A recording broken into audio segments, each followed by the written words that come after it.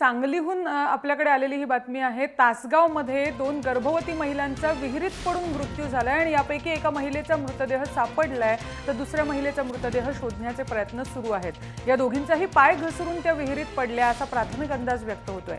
काजल दीपक जाधव आणि अमीना जाधव अशी दोघींची नावे आहेत। दत्तमाळ इथे ही घटना घडली आहे। सांगलीमध्ये 2 महिलांचा विहिरीत पडून मृत्यू झालाय। काही फोटो जे आपल्या हाती लागलेत त्यामध्ये ही विहीर खूप मोठी असल्याचं प्रथमदर्शनी आपल्याला दिसतंय आणि पाय घसरून या दोघी विहिरीत पडल्या असा प्राथमिक अंदाज आहे। या दोन्ही महिला गर्भवती होत्या, ही दुर्दैवाची गोष्ट आहे।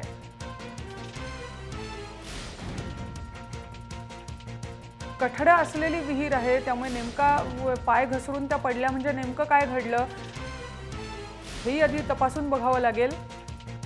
सांगलीमधल्या तासगाव मधल्या दत्तमाळ मधली ही घटना आहे।